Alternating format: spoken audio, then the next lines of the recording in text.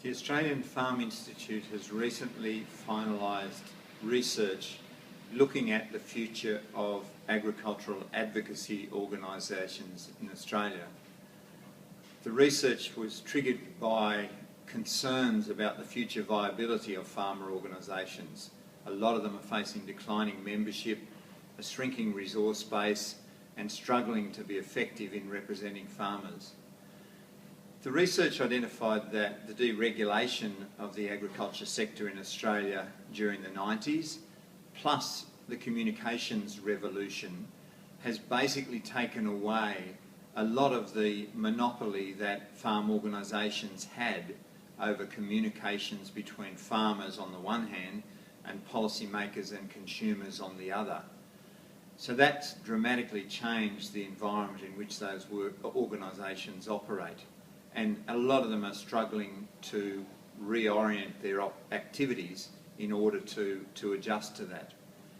When we looked internationally, a lot of the organisations involved in advocacy have become very strong service organisations. So in other words, they provide a range of services for their members, part of which is their advocacy. And so the members are attracted because they can get individual benefits from those services, and they also know that someone's advocating on behalf of their industry. Farm organisations in Australia haven't really adopted that sort of a model, and that seems to be the big challenge in front of them, to create enough benefits for individual members to join up while still being able to be effective in terms of advocating on behalf of the industry.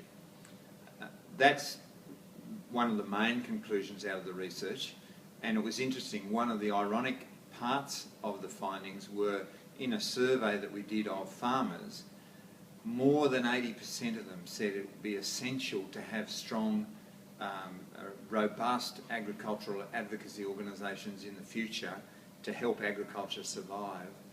But most of them weren't choosing to be members, so the dilemma is there. Everyone recognises that agricultural advocacy organisations do a great job, but most aren't convinced to be members because they don't see enough benefits. So I think that's where the real challenge lies for the future of agricultural advocacy organisations in Australia. The report's available on our website. If you want to have a look at it, by all means go there, and it makes interesting reading.